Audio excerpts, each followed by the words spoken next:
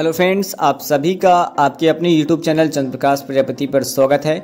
आज की इस वीडियो में हम बात करने वाले हैं inspire department of science and technology की तरफ से कुछ न्यू चेंजेस हुए हैं मार्कशीट अपलोड करने या फिर रिजल्ट अपलोड करने में, चाहे वो बीएससी के हो चाहे वो एमएससी के हो। थोड़ा सा यहाँ पे अब आपको सीजीपीए या फिर मार्क्स को भी यहाँ पे अब लिखना मैंडेटरी हो गया है। फ्रेंड्स, यह वीडियो आपके लिए काफ़ी ज़्यादा इंपॉर्टेंट होने वाला है। इसमें बहुत कुछ हम कवर करने वाले हैं, इसलिए मैं आपको पहले ही बोल देता हूं कि इस वीडियो को आप बिना स्किप किए पूरा एंड तक ज़रूर देख लेना। ये वीडियो आपकी लॉन्ग टाइम तक हेल्प करने वाला है, खास करके सेमेस्टर वाइज जो जिनका एग्जाम होता है उनके लिए तो बहुत ही ज़्यादा इंपॉर्टेंट है। इस वीडियो में हम क्या क्या चीज़ें कवर करने वाले हैं, काफ़ी डाउट्स निकल के आ रहे हैं। काफ़ी अभी ये अपडेट जो आया हुआ है 2-3 दिन पहले ही आया था। इसमें कुछ थोड़ा सा मुझे इसका जो इंटरफेस था वो अच्छा नहीं लगा था। इसके बारे में मैंने जो डीएसटी में कनेक्ट करने की भी कोशिश की, उनसे वो चीज़ें शेयर भी की। अभी मैं आपको भी वीडियो में बताऊंगा मुझे क्या चीज़ इस अपडेट में नहीं पसंद आई है। तो उन्होंने मेरी बात को सुना भी, लेकिन उन्होंने कुछ इम्प्रूवमेंट नहीं किए हैं, क्योंकि उस चीज़ से कोई इशू नहीं है, बस देखने में अच्छा नहीं लग रहा है, बस वही चीज़ें हैं। मैं आपको वीडियो के बीच में बताऊँगा क्या चीज़ें थी। इस वीडियो में हम कवर करने वाले हैं ऐसे स्टूडेंट जिन्होंने पहले ही अपनी BSc first year, second year या फिर एमएससी की मार्कशीट वगैरह या फिर रिजल्ट वगैरह अपलोड कर दिया था। क्या उन्हें भी अब एसजीपीए, सीजीपीए या फिर परसेंटेज जो भी है, क्या उनको मेंशन करना पड़ेगा? सबसे पहला क्वेश्चन तो स्टूडेंट के मन में ये आता है। दूसरा ये है कि अगर आपका रिजल्ट एसजीपीए में आ रहा है, आपकी मार्कशीट में कहीं पे सीजीपीए लिखा ही नहीं है, तो वो कैसे अपलोड करेंगे किसी का? या फिर आपका रिजल्ट ओनली मार्क्स में आ रहा है तो आपको कैसे अपलोड करना होगा? इसके साथ साथ कुछ और डाउट्स यहाँ पे निकल के आ रहे हैं। बहुत सारे स्टूडेंट हैं जिनका एग्ज़ाम सेमेस्टर वाइज होता है। अब अगर हम सेमेस्टर वाइज होता है एग्ज़ाम, इसकी बात करें तो यहाँ पे 2 कैटेगरी हो सकती हैं। तो अगर किसी का एग्ज़ाम सेमेस्टर वाइज होता है तो यहाँ पे ऐसा भी हो सकता है कि आपका एग्ज़ाम सेमेस्टर वाइज हो रहा हो और आपका जो रिज़ल्ट है वो आपका एसजीपीए या फिर सीजीपीए में आ रहा हो। या फिर ऐसा हो सकता है कि आपका एग्ज़ाम सेमेस्टर वाइज हो रहा है और आपका रिजल्ट मार्क्स में आ रहा है, परसेंटेज में आ रहा है। तो ऐसे स्टूडेंट के लिए यहाँ पे थोड़ी सी प्रॉब्लम आती है। ऐसे स्टूडेंट के लिए ही ये प्रॉब्लम बन गई है, बाकी ये कोई प्रॉब्लम नहीं। ये बहुत ही अच्छी चीज़ है जो अब नया अपडेट आया हुआ है। ये सारी चीज़ें इस वीडियो में हम क्लियर करने वाले हैं। तो आइए फ्रेंड्स, आज का वीडियो स्टार्ट करते हैं। Friends, inspire scholarship web portal में जाने से पहले आपको कुछ चीज़ें रेडी कर लेनी चाहिए। सबसे पहले हम उन स्टूडेंट के बारे में डिस्कशन करेंगे जिनका एग्ज़ाम सेमेस्टर वाइज होता है और उनका जो रिज़ल्ट आता है वो एसजीपीए में आता है। उनके बारे में बात करेंगे। उनके लिए हमने एक यहाँ पे एग्जाम्पल दिया हुआ है और ये एग्जाम्पल आपको हम समझाते हैं। यहाँ पर एक स्टूडेंट हैं जिनका एग्ज़ाम सेमेस्टर वाइज हुआ था और उनके फर्स्ट सेम और सेकंड सेम दोनों के यहाँ पे नंबर भी लिखे हुए हैं, क्रेडिट भी लिखे हैं उनके सामने। और मैं आपको बताता हूँ, उन्होंने BSc first year pass out कर लिया है और आप देख सकते हो कि उनके पहले जो सेमेस्टर है उनके जो एसजीपीए बने हुए हैं वो 7.2 हैं। कितने में से हैं? तो जो एसजीपीए होता है ये हमेशा 10 में से ही, जो एक स्केल होती है 10 में से ही इनके 7.2 मिले हैं। और जो इनका सेकेंड सेम है, सेकेंड सेम में इन्होंने थोड़ी सी ज़्यादा मेहनत कर ली थी, इसके कारण से इनके थोड़ा ज़्यादा एसजीपीए बन गए, 8.4 एसजीपीए इनके बन गए हैं। तो अब बात आती है कि इनके टोटल सीजीपीए कितने बने, क्योंकि जब आप वेबसाइट पे जाओगे, अभी मैं आपको दिखाऊंगा वहाँ पे, तो वहाँ पे सीजीपीए मेंशन करना है। और सीजीपीए जो होता है ये पूरे ईयर का एकेडमिक परफॉर्मेंस होता है, यानी कि अगर आप बीएससी फर्स्ट ईयर का अपलोड कर रहे हो तो फर्स्ट ईयर का आपका कितना एकेडमिक परफॉर्मेंस रहा, यहाँ पे वो सीजीपीए होता है। तो सीजीपीए आप कैसे निकालोगे? सीजीपीए निकालना बेहद आसान है। जिस भी ईयर का आप सीजीपीए निकालना चाहते हो उस ईयर में आपके टोटल कितने सेमेस्टर हुए हैं, कितने सेमेस्टर में आपने टोटल क्रेडिट आपको काउंट करने हैं और बाई 2 करना है, यानी कि 2 से आपको डिवाइड करना है सेमेस्टर का। तो यहाँ पर जैसे कि सीजीपीए हम निकाल रहे हैं तो टोटल यहाँ पे एसजीपीए हमारे कितने बने हैं आप देख सकते हो, 7.2 इनके बने हैं फर्स्ट सेम में, और प्लस है सेकेंड सेम का यहाँ पे हम लिख रहे हैं 8.4 बाई 2 किया है। इसके बाद यहाँ पे सीजीपीए इज इक्वल टू, यहाँ पे हमने काउंट किया है तो 15.6 बाई 2, और यहाँ पे जो फाइनल आपके सामने रिजल्ट आ रहा है वो 7.8 सीजीपीए देखने को मिल रहे हैं। यानी कि बीएससी फर्स्ट ईयर में इनके जो सीजीपीए बने हैं वो 7.8 CGPA बने हैं, यानी कि इनको वहीं पर यही लिखना है जाके। अभी मैं आपको वेबसाइट में यही लिखूंगा और जो मिडिल वाला कॉलम है उसमें इनको लिखना है 10, वो भी मैं आपको बताऊंगा वेबसाइट में। और एक चीज़ और बात कर लेते हैं, यहाँ पर स्टूडेंट के लिए एक छोटी सी कन्फ्यूजन हो सकती है। मान लेते हैं कि कोई स्टूडेंट BSc सेकेंड ईयर की यहाँ पे रिज़ल्ट है, मार्कशीट है, अपलोड करने वाले हैं और उनको अपलोड करना है। तो जैसे कि हमने आपको बताया कि टोटल SGPA बाई 2 करना है, तो यानी कि टोटल सेमेस्टर कितने हुए बाई 2 करना है।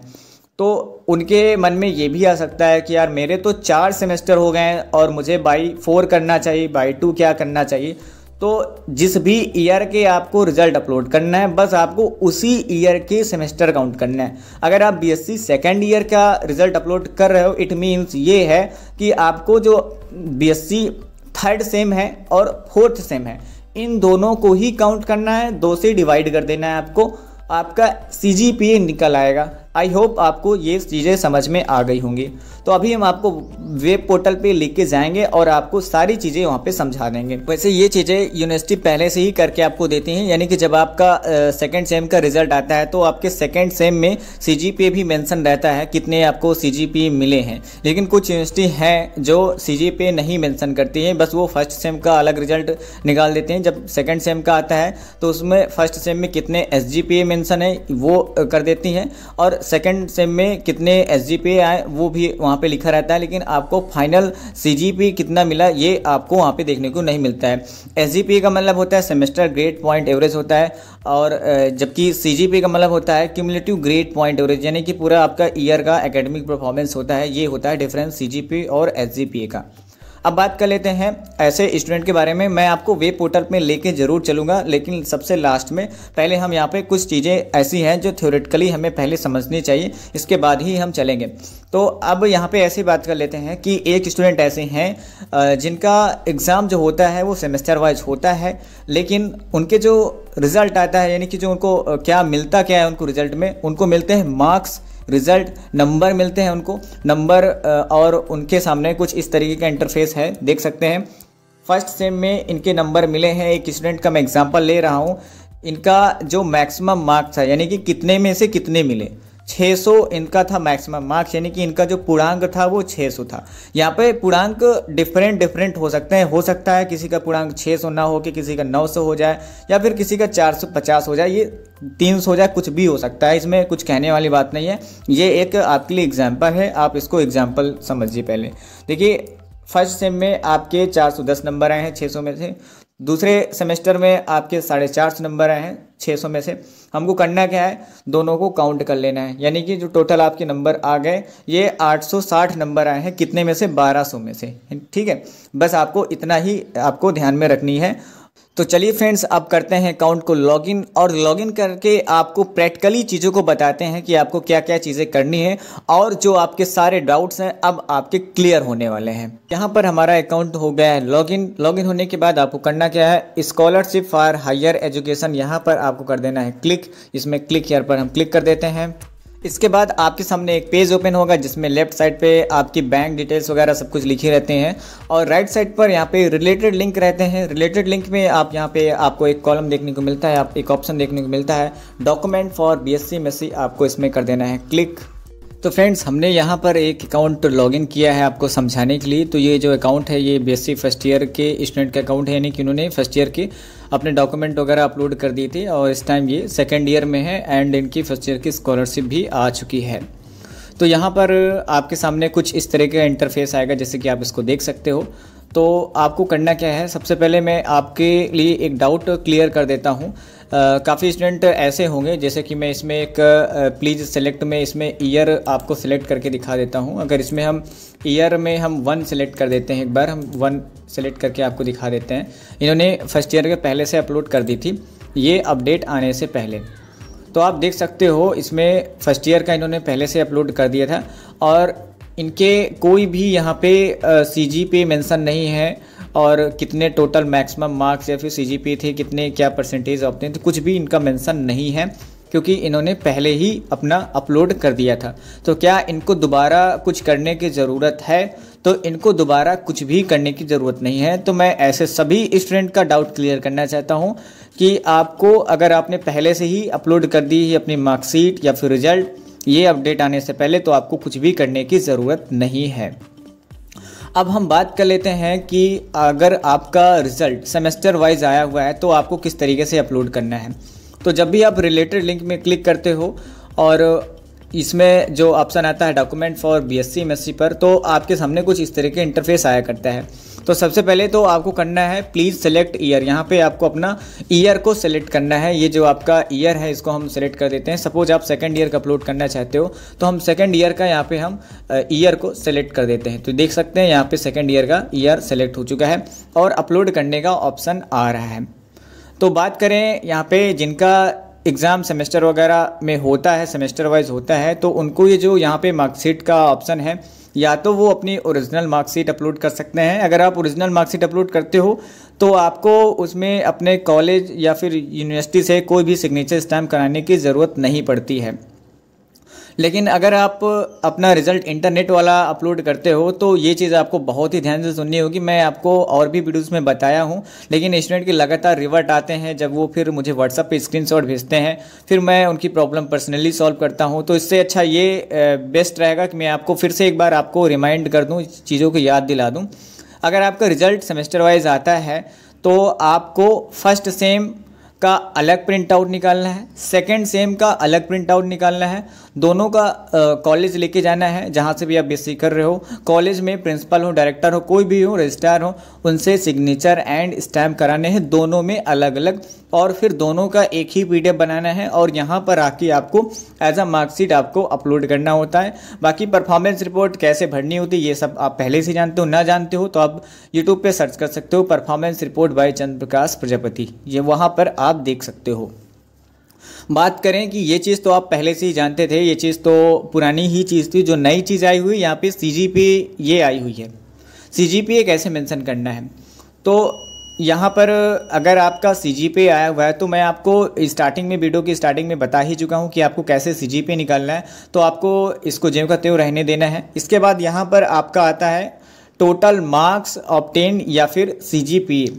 तो सपोज आपका सेकंड जो आपका ईयर है, इसमें आपके जो टोटल सीजीपीए हैं वो 8.4 है। तो अगर हम 8.4 यहाँ पे चढ़ाएं एंड यहाँ पर आपको क्या लिखना होगा, टोटल मैक्स मार्क्स या फिर सीजीपीए, यानी कि आपका टोटल कितने थे। तो यहाँ पर आपको लिखने हैं 10। ये 10 सभी को लिखना होता है। जिनका भी रिजल्ट सीजीपीए में आता है उनको मैक्सिमम मार्क्स में 10 ही लिखना है। ये चीज़ आप सभी को ध्यान में रखनी है। यहाँ पर एक चीज़ आपके सामने ये आ रही है, परसेंटेज ऑब्टेन। ये चीज़ मैं आपको बताना चाह रहा था, ये चीज़ मुझे पसंद नहीं आई थी इस अपडेट में, क्योंकि अगर किसी का रिजल्ट सीजीपीए में आ रहा, कोई सीजीपीए मेंशन कर रहा, तो ये जो परसेंटेज ऑब्टेन का कॉलम है ये नहीं होना चाहिए। ये मतलब टोटली ब्लर हो जाना चाहिए। यहाँ पर 8.4 ऑटोमेटिक लिख के आ रहा है, इसको हम एडिट भी नहीं कर सकते हैं, अपने मन से इसको कम ज़्यादा भी नहीं कर सकते हैं।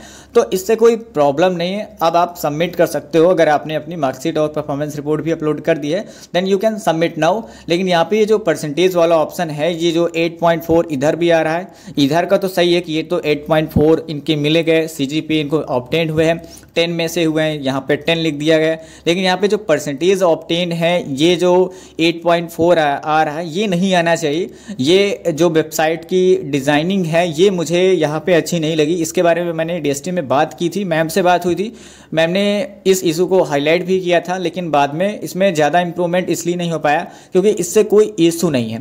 हो सकता है कि इन फ्यूचर में ये जो यहाँ पे 8.4 लिख के आ रहा है, ये इस तरीके से कुछ भी ना लिख के आना चाहिए। कुछ इस तरीके का अगर सुधार हो जाए तो ज़्यादा बेस्ट रहेगा।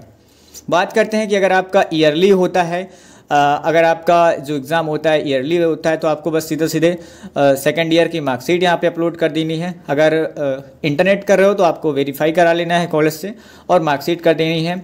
इसके बाद अगर आपका ईयरली में एनुअल एग्ज़ाम हुआ है, आपका सीजीपीए में नंबर आए हुए हैं, तो आपको यहाँ पे कितने आपके सीजीपीए हैं ये ऑब्टेन में आपको यहाँ पे चढ़ा देने हैं। सपोज आपके ईयरली में यहाँ पर 7.2 आपको देखने को मिले हैं, तो आपको 7.2 लिख देना है। बाकी आपका इधर देखूँ मैं, ये जो टोटल आपके मैक्सिमम मार्क्स हैं तो मैक्सिमम मार्क्स यहाँ पे आपका 10 ही रहेंगे। तो ये देख सकते हैं आप 7.2 इस तरीके से आपका हो गया।